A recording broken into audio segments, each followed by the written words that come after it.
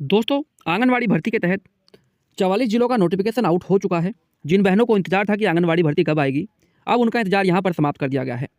44 जिलों का notification out है। आपको जिलों की लिस्ट भी बताई जाएगी, किस जिले का नोटिफिकेशन आउट कर दिया गया है।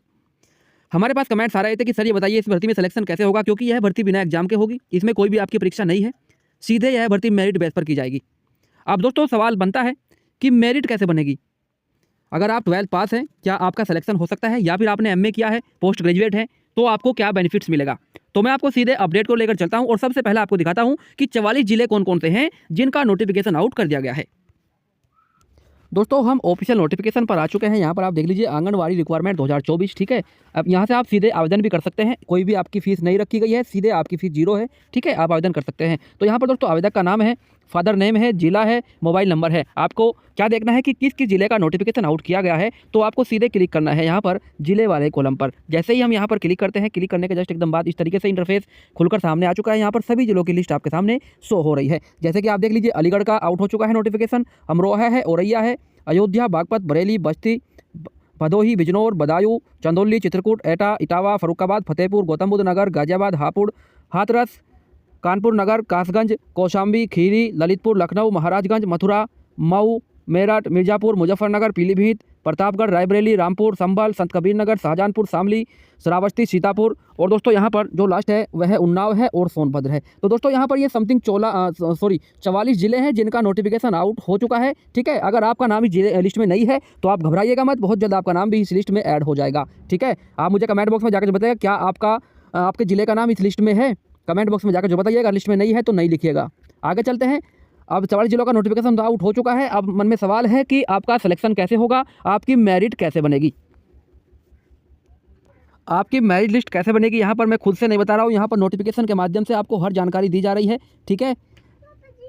नोटिफिकेशन के माध्यम से आपको एक ही श्रेणी में एक से अधिक पात्र अभ्यर्थियों के उपलब्ध होने की दशा में सभी अभ्यर्थियों की मेरिट लिस्ट बनाई जाएगी, ठीक है। आंगनवाड़ी कार्यकर्त्री, मिनी आंगनवाड़ी कार्यकर्त्री एवं सहायिका के पदों के लिए न्यूनतम शैक्षिक योग्यता इंटरमीडिएट या समकक्ष एवं अधिकतम शैक्षिक योग्यता पर स्नातक के आधार पर मेरिट तैयार की जाएगी। तो यहाँ पर सीधे सीधे कह दिया गया है, जो कम से कम जो आपकी क्वालिफिकेशन है वह 12वीं पास होनी चाहिए, ठीक है। अगर आपने BA किया है या फिर आपने MA किया है तो आपके पास प्लस पॉइंट है। इस भर्ती में 12वीं से लेकर MA तक के अंकों के हिसाब से मेरिट तैयार की जाएगी। मेरिट कैसे बनेगी वो भी आपको समझाता हूँ।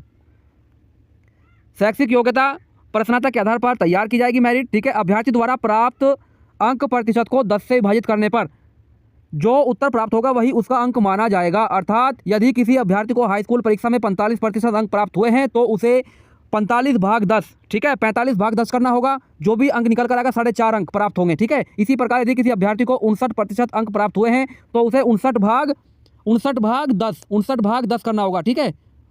59 को 10 से भाग करेंगे तो 5.9 अंक प्राप्त होंगे। इसी प्रकार ग्रेडिंग एवं CGS जो आपके CBSE बोर्ड हैं उनके हिसाब से यहाँ पर दे रखा है, ठीक है। तो आपका जो मेरिट बनेगी दोस्तों 12वीं में अगर आपके अंक 60% है तो हम इसको 10 से भाग देंगे, ठीक है। तो 10 से भाग देने पर यहाँ पर 6 अंक होंगे, ठीक है। अगर आपके BA में 50% अंक हैं तो इसको 10 से भाग देंगे, 5 अंक बैठेंगे।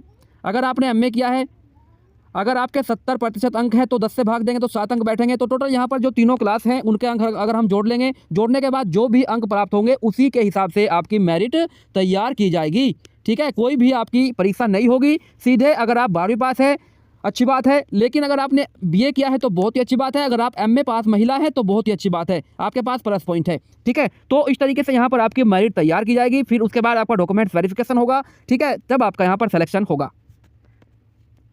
डाउट क्लियर हो चुका है मेरिट कैसे बनेगी, ठीक है। मैंने आपको समझ जानकारी वीडियो में स्टेप बाय स्टेप बता दी है मेरिट कैसे तैयार की जाएगी। हमारे पास कमेंट्स आ रहे हैं कि सैलरी कितनी मिलेगी, अगर हम इस भर्ती में सेलेक्ट होते हैं तो सैलरी कितनी मिलेगी, यह भी डाउट हम आपका क्लियर कर रहे हैं। कार्यकर्ताओं और सहायिकाओं को 1 जनवरी 2024 से मिलेगा बढ़ा हुआ मानदेय। 2022 से 2022 में आपकी सैलरी बढ़ाई गई थी, उससे बाद में कोई भी बढ़ोतरी सैलरी में आंगनवाड़ी कार्यकर्ताओं की, मिनी आंगनवाड़ी सहायिकाओं की नहीं की गई है। पहले जो आंगनवाड़ी कार्यकर्ताओं को मानदेय मिलता था 5500 रुपये मिलता था, अब मानदेय उनको 8000 रुपये मिल रहा है। मिनी आंगनवाड़ी की बात करें, अगर हम मिनी आंगनवाड़ी कार्यकर्ता की बात तो पहले मिलता था 4250 रुपये मिलता था, लेकिन अब कितना मिल रहा है, अब मिल रहा है 6500 रुपये। सहायिका की अगर बात करें 2750 मिलता था, अब मिल रहा है 4000 रुपये, ठीक है। तो दोस्तों यहाँ पर जो अगर आप इस भर्ती में सेलेक्ट होती हैं, ठीक है, तो आपको 8,000 रुपये प्रतिमाही मानदेय दिया जाएगा आंगनवाड़ी कार्यकर्ता को। ठीक है, मिनी आंगनवाड़ी कार्यकर्ताओं को मिलेगा 6500 रुपये प्रतिमाह और सहायिकाओं को मिलेगा 4,000 रुपये प्रतिमाह। अभी आपका जो मानदेय है वह बढ़ाया नहीं गया है, आपको फिक्स मानदेय जो वर्तमान में मिल रहा है, अगर आप सेलेक्ट होती है तो इतना ही मानदेय आपको दिया जाएगा। तो आशा करता हूँ मेरिट कैसे बनेगी, ठीक है, मैंने आपका डाउट क्लियर किया है। और यह दूसरा डाउट क्लियर किया कि आपको सैलरी कितनी मिलेगी, ठीक है, यह भी आपका डाउट क्लियर हो चुका होगा। अगर आपके मन में और भी कोई भर्ती को लेकर सवाल है तो कमेंट बॉक्स में जाकर मुझे सवाल जवाब जरूर कीजिएगा। ठीक है, तो हमारी वीडियो को अंत तक देखने के लिए आपका बहुत बहुत धन्यवाद।